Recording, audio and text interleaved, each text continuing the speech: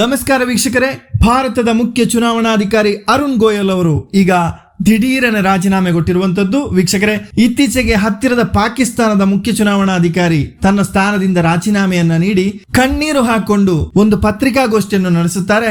ಅದರಲ್ಲಿ ಅವರು ಹೇಳ್ತಾರೆ, ಹೌದು, ನಾನು ಚುನಾವಣಾ ಅಕ್ರಮಕ್ಕೆ ಅವಕಾಶ ಕೊಟ್ಟಿದ್ದೆ, ಇದಕ್ಕೆ ನನಗೆ ಮರಣದಂಡನೆ ಕೊಡಿ, ಮಾತ್ರವಲ್ಲ ನನ್ನ ಜೊತೆ ಸೇರಿ ಈ ಕೆಟ್ಟ ಕೆಲಸದಲ್ಲಿ ಭಾಗಿಗಳಾಗಿದ್ದಂತಹ ಬ್ಯೂರೋಕ್ರಾಟ್ಸ್ ಅನ್ನು ಕೂಡ ಗಲ್ಲಿಗೇರಿಸಿ ಅಂತ ಅವರು ಪಶ್ಚಾತ್ತಾಪ ವ್ಯಕ್ತಪಡಿಸಿ ಒಂದು ಗೋಗರೆಯುವಂತಹ ಪತ್ರಿಕಾಗೋಷ್ಠಿಯನ್ನ ನಡೆಸಿದ್ದರು. ಇದೀಗ ವೀಕ್ಷಕರೇ, ಭಾರತ ಲೋಕಸಭಾ ಚುನಾವಣಾ ಹೊಸ್ತಿಲಲ್ಲಿದೆ. ಬಹುತೇಕ ನಾಳೆ ಅಂದರೆ ಸೋಮವಾರ ಮಾರ್ಚ್ 11ರಂದು ಚುನಾವಣಾ ಘೋಷಣೆಯಾಗಬಹುದೇನೋ ಅಂತ ಜನರು ಕಾಯ್ತಾ ಇದ್ದರು. ಕಾರಣ ಕಳೆದ ಲೋಕಸಭಾ ಚುನಾವಣೆ ಘೋಷಣೆ ಆಗಿರುವಂಥದ್ದು ಮಾರ್ಚ್ 11ಕ್ಕೆ. ಆದರೆ ಇತ್ತ ಭಾರತದ ಮುಖ್ಯ ಚುನಾವಣಾಧಿಕಾರಿಯಾದಂತಹ ಅರುಣ್ ಗೋಯಲ್ ಅವರು ತನ್ನ ಸ್ಥಾನಕ್ಕೆ ರಾಜೀನಾಮೆಯನ್ನ ಸಲ್ಲಿಸಿದ್ದಾರೆ. ಈಗ ಗೊತ್ತಾಗುತ್ತಿರುವ ವಿಚಾರ ಅಂತ ಹೇಳಿದ್ರೆ, ರಾಷ್ಟ್ರಪತಿಗಳಾದಂತಹ ದ್ರೌಪದಿ ಮುರ್ಮು ಅವರು ಈ ಚುನಾವಣಾಧಿಕಾರಿಗಳ ರಾಜೀನಾಮೆಯನ್ನು ಸ್ವೀಕರಿಸಿದ್ದಾರೆ. ಒಂದು ಕಡೆ ಇವಿಎಂ ವಿರುದ್ಧ ದೊಡ್ಡ ಪ್ರತಿಭಟನೆ ಎದ್ದಿದೆ. ಇವಿಎಂ ನಿಂದ ಚುನಾವಣಾ ಖಡಾಖಂಡಿತವಾಗಿ ಪಾರದರ್ಶಕವಾಗಿ ನಡೆಯುವುದಿಲ್ಲ ಎಂಬಂತ ಎಲ್ಲ ತರದ ಪುರಾವೆಗಳ ಸಮೇತ ಎತ್ತಿ ಎತ್ತಿ ತೋರಿಸಲಾಗುತ್ತಿದೆ. ಮತ್ತೊಂದು ಕಡೆ ಇಲೆಕ್ಟೋರಲ್ ಬಾಂಡ್ ನಿಂದ ಸ್ವೀಕರಿಸಲ್ಪಟ್ಟಂತಹ ಹಣದ ಮಾಹಿತಿ ಚುನಾವಣಾ ಆಯೋಗದ ವೆಬ್ಸೈಟ್ ಅಲ್ಲಿ ಪ್ರಕಟಿಸಲೇಬೇಕಾಗಿದೆ. ಇಲೆಕ್ಟೋರಲ್ ಬಾಂಡ್ ಕುರಿತಾದ ಪ್ರಕರಣ ಕೂಡ ಮಾರ್ಚ್ 11ರಂದೇ ಮತ್ತೆ ಸುಪ್ರೀಂ ಕೋರ್ಟ್ ನಲ್ಲಿ ವಿಚಾರಣೆಗೆ ಬರುತ್ತಿದೆ. ಈ ಎಲ್ಲ ಗೊಂದಲಗಳ ಮಧ್ಯೆ ಮುಖ್ಯ ಚುನಾವಣಾಧಿಕಾರಿ ಅರುಣ್ ಗೋಯಲ್ ಇದೀಗ ರಾಜೀನಾಮೆ ನೀಡಿರುವಂತದ್ದು. 2017ರವರೆಗೆ ಕೂಡ ಇವರ ಸೇವಾವಧಿ ಬಾಕಿ ಇತ್ತು ಎಂಬುದನ್ನು ಗಮನಿಸಬೇಕು. ಅಂಥದ್ರಲ್ಲಿ ಯಾವ ಒತ್ತಡ ಇವರಿಗಿತ್ತು, ಯಾಕೆ ರಾಜೀನಾಮೆ ಕೊಟ್ಟರು ಎಂಬುದು ಅತ್ಯಂತ ಮಹತ್ವದ ವಿಷಯವಾಗಿದೆ. ಪಾಕಿಸ್ತಾನದ ಚುನಾವಣಾ ಆಯುಕ್ತರ ರೀತಿಯಲ್ಲಿ ಪಶ್ಚಾತ್ತಾಪದ ಹೇಳಿಕೆ ಬರಬಹುದು ಎಂಬುದು ಇದೀಗ ಕುತೂಹಲ ಇರುವಂತಹ ವಿಷಯವಾಗಿದೆ. ಮೋದಿಜಿ ಅಮಿತ್ ಶಾ ಜೊತೆ ಸೇರಿ ಸಂವಿಧಾನ ವಿರೋಧಿ, ಕಾನೂನು ವಿರೋಧಿ ಎನ್ನುವುದಕ್ಕಿಂತಲೂ ಮುಖ್ಯವಾಗಿ ನಿಮ್ಮ ಆತ್ಮಸಾಕ್ಷಿಗೆ ವಿರುದ್ಧವಾಗಿ ದೇಶದ ಜನರನ್ನ ವಂಚಿಸಿ ಜನರ ವಿರುದ್ಧ ನೀವು ಸಂಚು ರೂಪಿಸಿ ಅನ್ಯಾಯ ಸಿಗುತ್ತಿದ್ದೀರಿ. ಮುಖ್ಯ ಚುನಾವಣಾಧಿಕಾರಿಗಳ ತರಹವೇ ಇಡಿ, ಐಟಿ, ಸಿಬಿಐ, ಎನ್ಐಎ ಮುಂತಾದ ಏಜೆನ್ಸಿಗಳ ಡೈರೆಕ್ಟರ್ಗಳು ಕೂಡ ರಾಜೀನಾಮೆ ನೀಡಬೇಕು.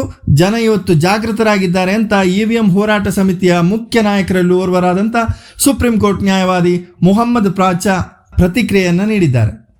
देखिए, ये लड़ाई मैं बार बार कह रहा हूँ, देश की जनता की है, देश के एक एक नागरिक की है जो देश से प्रेम करते। हम लड़ाई में सिर्फ उस जनता का एक छोटा सा सिपाही बन के नुमाइंदगी कर रहे हैं। ये बात हमें और हम और हमारे साथी इस बात को हमेशा ध्यान में रखना चाहिए। और ये जनता की और लोकतंत्र की बहुत बड़ी जीत है। अब हम लोग बार बार बोल रहे थे कि जनता की अदालत सबसे बड़ी अदालत है, उससे डर के और संविधान से डर के सही संस्थानों को काम करना चाहिए। आज ये उसकी बहुत बड़ी जीत है कि चुनाव आयोग के अंदर ऐसे एक व्यक्ति का दम घुटने लगा जिसको मोदी जी एक तरीके से अपना सबसे विश्वसनीय आदमी मान के लाए थे।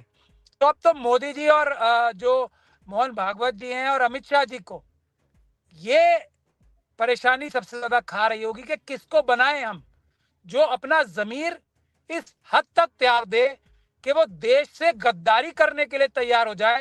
वो एसबीआई के जो बोर्ड ऑफ डायरेक्टर्स हैं, जैसा अभी आपने अपने उसमें बताया, जिसको सुप्रीम कोर्ट ने संविधान के खिलाफ जाके एक अपराध बताया है, फिर भी वो आतंकवादियों के पैसे हैं, चाइना और पाकिस्तान की जासूसी एजेंसियों के पैसे हैं, और या ड्रग के स्मगलर्स के पैसे हैं, उनको छुपाने का काम कर रहा है एसबीआई का जो बोर्ड ऑफ डायरेक्टर्स और चेयरमैन।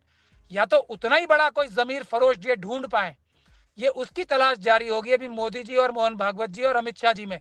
मुझे ऐसा लगता है कि जो मेरा अंदाजा ही है कि अमित शाह जी को मोदी जी अगला इलेक्शन बनाएंगे, वरना ये नैया उनकी पार नहीं हो पाएगी। ये बात भारत की जनता ने स्थापित कर दी है कि बड़े से बड़ा आदमी वो अपना ले आए, उसका भी जमीर जाग सकता है, या उसको भी भारत के संविधान, कानून और देश की जनता के इकट्ठे होने से डर लग सकता है। जैसा कि अगर आप मेरा देखेंगे, मैंने पहले भी इंटरव्यू में ये कहा था कि एक एक वोट के साथ घपला और धांधली करने वाले इलेक्शन कमीशन के अधिकारियों को कम से कम 6 महीने की और ज्यादा से ज्यादा 2 साल तक की सजा है। और ईवीएम के माध्यम से 1-2 नहीं, करोड़ों वोटों की धांधली होगी तो करोड़ों बार उन्हें 6 से लेके और 2 साल तक की, 6 महीने से लेके 2 साल तक की सजा होगी। वेरा वो आप वीडियो देख सकते हैं, मेरे ट्विटर हैंडल पे भी अभी मैंने शेयर किया। तो करोड़ों साल की जेल से डर के या कॉन्शियस जाग गई कि मैं इतना बड़ा अपराध देश के साथ नहीं कर सकता, मैं इसी देश का बाशिंदा हूं, तो इतना बड़ा जमीर फरोश तो ढूंढने के लिए मोदी जी को कोई अपना विश्वसनीय साथी अमित शाह जी जैसा गुजरात से ही ढूंढ के लाना पड़ेगा, और कोई इतना बड़ा जमीर फरोश अब नहीं मिलेगा। और इससे सभी लोगों को ताकत मिलेगी। ईडी के लोग भी ध्यान से सुन लें, ये रास्ता है एक, देश की जनता आपको पुरस्कृत करेगी, आ रही है जनता, आपको उससे बड़े ओहदों पे रखेगी, ईडी के डायरेक्टर से, सीबीआई के डायरेक्टर से, मैं इनकम टैक्स के डायरेक्टर से और उनके जो चेयरमैन है सीबीडीटी के लोगों से, एनआईए के डायरेक्टर से ये रिक्वेस्ट कर रहा हूं देश की जनता के बिहाफ पे कि ये जो गोयल साहब ने किया है वो रास्ता इख्तियार करें। ये जो आतंक का माहौल इन्होंने बना रखा है पूरे देश में विपक्षी नेताओं के ऊपर, और उसके जनता आ रही है, जनता बख्शेगी नहीं आपको।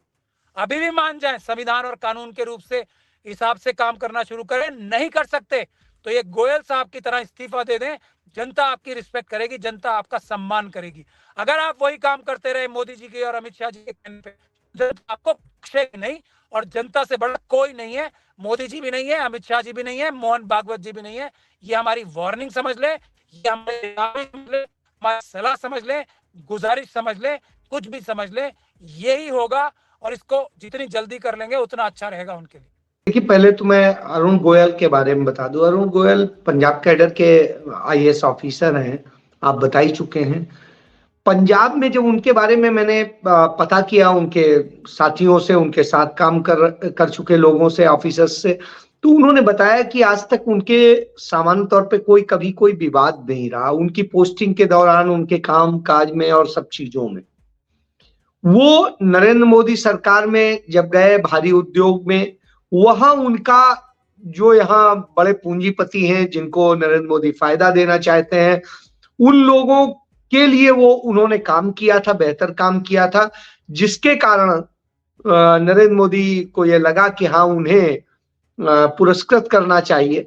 और उन्होंने आनन फानन में जो सुप्रीम कोर्ट ने टिप्पणी की थी कि बिजली की गति से 24 घंटे के भीतर, आप याद करिए नवंबर 2022 की है टिप्पणी, कि बिजली की गति से उनकी फाइल चली और 24 घंटे के अंदर सोचिए, नोटिंग भी बन गई, सब कुछ हो गया, राष्ट्रपति के भी साइन हो गए, प्रधानमंत्री के भी हो गए, कमेटी भी बैठ गई, सब कुछ हो गया और अपॉइंटमेंट लेटर जारी हो गया।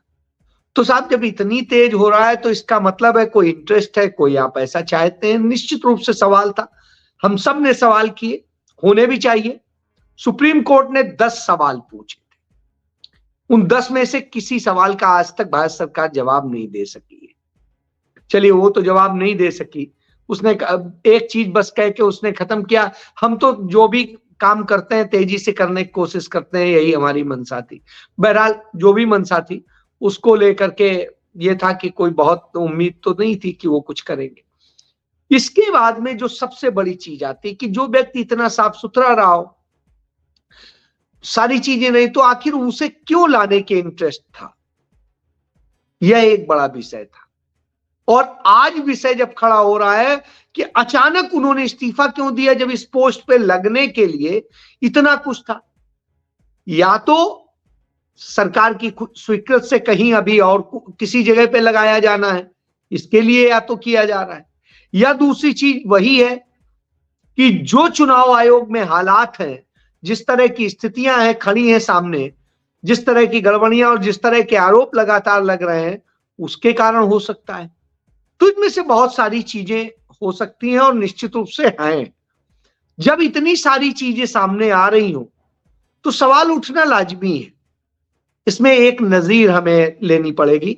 रावलपिंडी में लियाकत अली चट्टा ने जिस तरीके से, जो वहां के चुनाव आयुक्त थे, उन्होंने इस्तीफा दिया और इस्तीफा देने के साथ साथ प्रेस कॉन्फ्रेंस करी।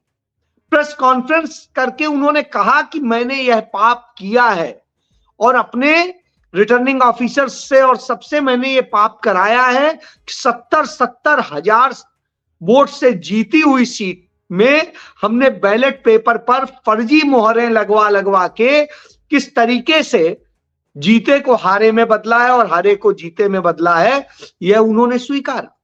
उन्होंने कहा कि बैलेट पेपर से हमने किस तरह से गड़बड़ किया है। और उसके बाद में उन्होंने कहा हमने चूंकि पाप किया है, हमारे पूर्वज थे जिन्होंने देश की आजादी में भी योगदान दिया था और देश को बनाने में भी, तो निश्चित रूप से मुझे मेरा जमीर जाग गया है और मैं कहता हूं इस पाप के लिए कोई और नहीं, मैं खुद जिम्मेदार हूं। मुझे फांसी की सजा दीजिए, चौराहे पर खड़ा करके वहां पर फांसी से लटका दीजिए और मेरे साथ साथ इस अपराध में शामिल मुख्य चुनाव आयुक्त और चीफ जस्टिस को भी करिए। तो उन्होंने कहा लेकिन मैं खुद को पुलिस के आगे सरेंडर करने जा रहा हूं। बहरहाल उन्होंने तो इतनी सारी बड़ी बात कही, यहां इतनी हिम्मत तो किसी में रही नहीं। हम आप दोनों लोग लगभग जानते हैं अनूप चंद पांडे को, डॉक्टर अनूप चंद पांडे को।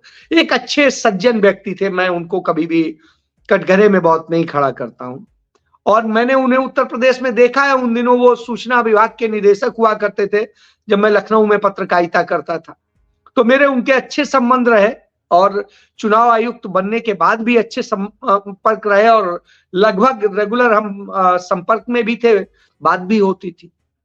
वो शख्स एक बिल्कुल मतलब जिसे मैं कहूंगा कि मैं उन पर सवाल नहीं उठाता हूं, लेकिन इतना जरूर है मुझे यह था कि वो कम से कम कुछ मसलों में बोलेंगे। तो बोलने की हिम्मत मुझे लगता है तब भी नहीं थी, तो इस समय भी नहीं रही।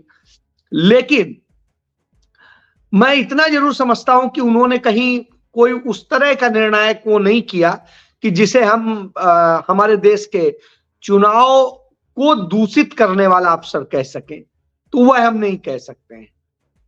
लेकिन इतना जरूर है कि जब गोयल आए तो बड़ा सवाल उठा कि आखिर ये क्या करेंगे, एकदम से इनको क्यों लाया गया है, क्या मकसद है।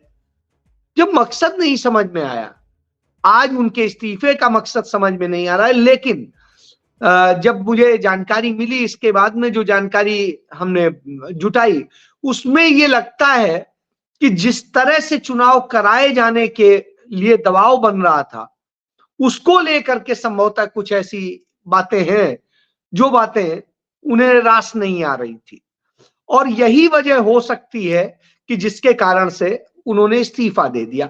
तो वो वजहें क्या हो सकती हैं? वो वजहें ये भी हो सकती हैं कि किस तरीके से लोगों के नाम खत्म किए जाएं, काटे जाएं अधिक से अधिक उस वर्ग के, सीधे कह देता हूं अल्पसंख्यक समुदाय के उन लोगों के जो लोग बीजेपी के खिलाफ वोटिंग करने की जिनकी परंपरा के रूप में देखा जाता है, वह उन लोगों के वोट खत्म किए जाएं जो लोग आवाज बनते हैं और कैसे चीजों को प्रभावित किया जाए उसके लिए पूरी चीजें, कैसे कौन कौन ऑफिसर्स को कहां कहां लगाना है इसके बारे में पूरी लिस्ट कहीं से आ जाए।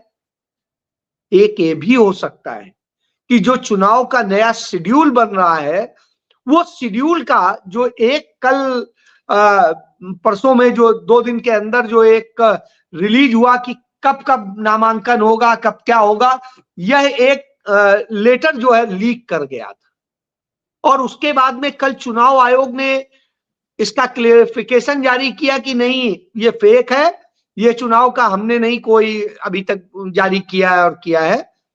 मुझे लगता है जो भारतीय जनता पार्टी की तरफ से बनाया गया या उनके द्वारा बना के भेजा गया फाइनल शेड्यूल है, वो लीक हुआ है, वो एक बड़ा विषय हो सकता है क्योंकि उसमें तमाम चीजें सामने आ रही